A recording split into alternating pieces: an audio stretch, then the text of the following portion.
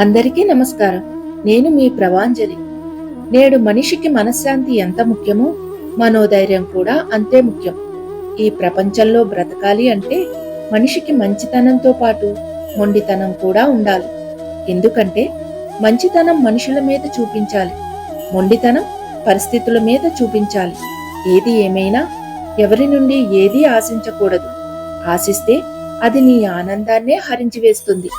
మనకు ఎదురైన ప్రతి సమస్యను మనం ఒక అవకాశంలా భావించే విధంగా మన మనసును సిద్ధం చేసుకోవాలి.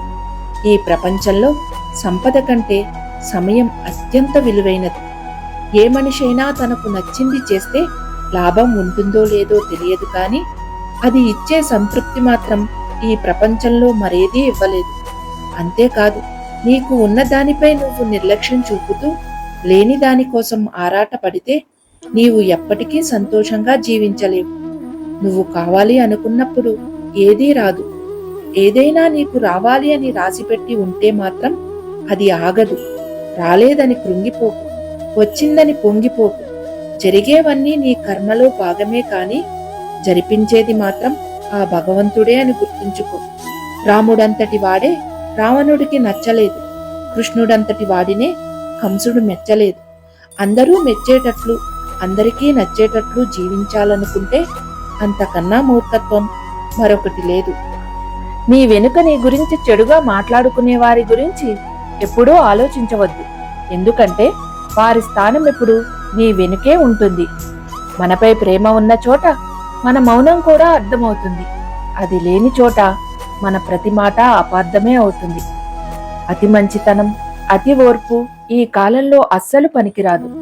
మన మంచితనాన్ని, సహనాన్ని ఎవరూ గుర్తించకపోగా మంచితనాన్ని అసమర్థతగా, ఓర్పుని చేతకానితనంగా భావిస్తారు. జీవితంలో ఎవరినైనా క్షమించండి, కానీ మీ సహాయం తీసుకుని మిమ్మల్నే వెన్నుపోటు పొడిచే వాళ్లను మాత్రం ఎప్పటికీ క్షమించకండి. మన సంతోషాలను దూరం చేసి బాధలను దగ్గర చేసే ఏ బంధాలకైనా మన మనసును దూరంగా ఉంచటం మంచిది. ఒక్కోసారి కష్టాలు రావడం కూడా మంచిదే. ఎందుకంటే కష్టాలు వస్తేనే కదా మన కన్నీళ్లు తుడవటానికి ఎవరు ఉన్నారో తెలిసేది. ఆ కష్టానికి సాక్ష్యం కన్నీళ్ళైతే నిజానికి సాక్ష్యం ఆ కాలమే అవుతుంది. ఒక మనిషికి విజయం అంటే తాను తినడానికి తిండి లేని స్థాయి నుంచి తినే సమయం కూడా లేని స్థాయికి వెళ్లడం కాదు. తాను మనశ్శాంతిగా తింటూ తన పక్కనున్న మరికొందరికి మనస్ఫూర్తిగా పెట్టే స్థాయికి వెళ్లడమే నిజమైన విజయం. ఒకరిని బాధ పెట్టి మనం సంతోషంగా ఉండటం జీవితం కాదు.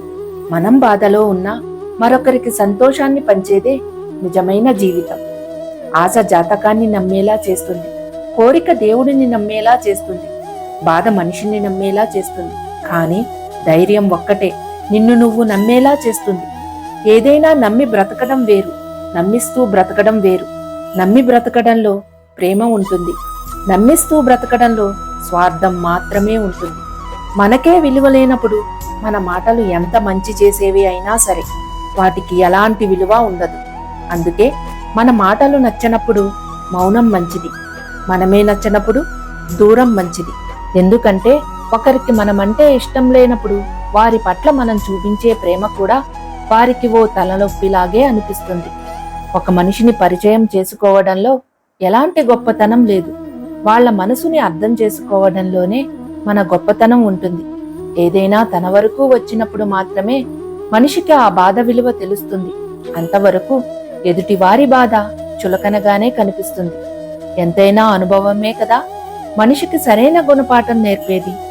ఏది ఏమైనా ఏళ్ల తరబడి నీళ్లలోనే ఉన్నా రాయి మెత్తబడదు. అలాగే ఎన్ని కష్టాలు చుట్టుముట్టినా ధీరుడు తన ఆత్మవిశ్వాసాన్ని కోల్పోడు. జీవితంలో ఏదైనా సరే ఇష్టపడితేనే నచ్చుతుంది, కష్టపడితేనే దక్కుతుంది, నిలబెట్టుకుంటేనే మిగులుతుంది. మనం ఏ దీపం అయితే ఆరిపోకూడదు అని మన చేతులను అడ్డుపెట్టి మరీ రక్షిస్తామో నిజానికి అదే దీపం ఒక్కోసారి మన చేతుల్ని కాలుస్తుంది. కొంతమంది మనుషులు కూడా అంతే. మనం వాళ్ల మీద ఎంత ప్రేమ చూపించినా వాళ్ళ మాత్రం వాళ్ళ బుద్ధిని చూపిస్తారు. పరాయి వాళ్ళు కొట్టే చెంపదెబ్బ అయినా మర్చిపోగలం, కానీ మన అనుకున్న వాళ్ళు మనసు మీద కొట్టే దెబ్బ మాత్రం మనం ఉన్నంతకాలం మర్చిపోలేం. మనం బాధపడతామని అబద్ధం చెప్పేవారి కంటే బాధపడినా పర్వాలేదని నిజం చెప్పేవారే మనకు నిజమైన ఆత్మీయులు. సూర్యుడంతటి వాడికే గ్రహణం తప్పలేదు. మానవ మాతృలం.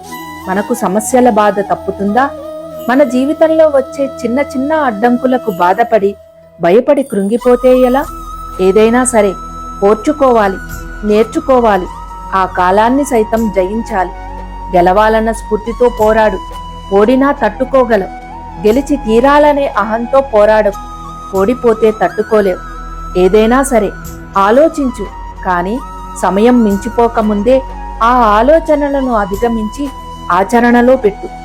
ఒక్క నిమిషంలో జీవితం ఏమీ మారిపోదు, కానీ ఆ ఒక్క నిమిషం ఆలోచించి తీసుకున్న నిర్ణయం మాత్రం మన జీవితాన్నే మార్చేస్తుంది. కష్టం వచ్చిందని కంగారు పడకు, నష్టం వచ్చిందని నీరసపడకు. ఈ జీవితాన్ని ఇచ్చిన ఆ దేవుడికి నీకు ఏది ఎప్పుడు ఎలా ఇవ్వాలో బాగా తెలుసు. నమ్మకంతో ఉండు, తిరిగి కోలుకుంటావు.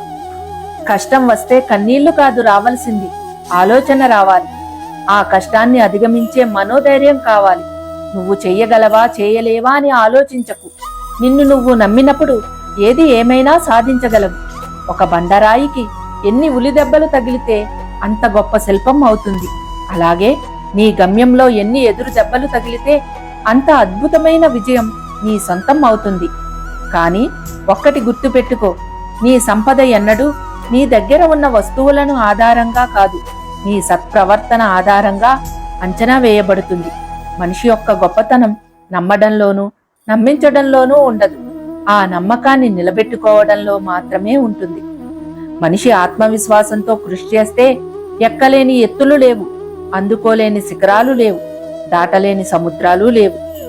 ఆ కష్టాలు నిన్ను నాశనం చేయడానికి రాలేదు, నీ శక్తి సామర్థ్యాలను వెలికితీసి నిన్ను నీవు నిరూపించుకోవడానికి వచ్చాయి. ఆ కష్టానికి కూడా తెలియాలి కదా, నిన్ను సాధించాలి అనుకోవటం అత్యంత కష్టమని. ఎప్పుడైనా సరే జీవితంలో ఆ కాలం నేర్పిన పాఠం కంటే మనం నమ్మిన వారు నేర్పిన గుణపాఠాలే ఎక్కువ. డబ్బు మనిషిని మార్చదు, మనిషి నిజస్వరూపాన్ని బయటపెడుతుంది. ఆకలి తీర్చని ఆహారం, ఆనందం లేని ఆదాయం, ఆత్మీయత లేని అనుబంధం ఉన్నా లేనట్టే. ప్రతి ఆవేశం వెనుక చెప్పలేనంత ప్రేమ ఉంటుంది, ప్రతి కోపం వెనుక చెప్పుకోలేనంత బాధ ఉంటుంది. అది అందరికీ అర్థం కాదు. బాధంటే ఒక మనిషి దూరం అవడం కాదు, దూరమైన మనిషి పదే పదే గుర్తుకు రావడం. ఏ బంధంలో అయినా చెప్పే చనువు, అడిగే చొరవ రెండూ ఉండాలి. అప్పుడే ఆ బంధం కలకాలం నిలుస్తుంది. అంతేకాని వాళ్ళు నా వాళ్ళు, వీళ్ళు నా వాళ్ళు అని నువ్వనుకుంటే సరిపోదు. ఎదుటివాళ్లు కూడా అలా అనుకున్నప్పుడే ఆ బంధానికి విలువ, గౌరవం. అలా కాకుండా నువ్వే అనుకుంటే మాత్రం అది బంధం కాదు, నీ భ్రమ మాత్రమే అవుతుంది. అయినా నేడు కొన్ని బంధాలు గడియారంలో ముళ్ళు లాంటివి. అప్పుడప్పుడు కలిసిన మనసులు మాత్రం ఎప్పుడూ ముడిపడే ఉంటాయి. ప్రతి నదిలో అలలు ఉన్నట్టే ప్రతి ఎదలో వ్యధలు ఉంటాయి. అలలకు ఎదిరీది వ్యధలను అధిగమిస్తేనే ఈ జీవితానికి అర్థం పరమార్థమని తెలుసుకోవాలి. సర్వే జన సుఖినో భవంతు. మీ ప్రభాంజలి.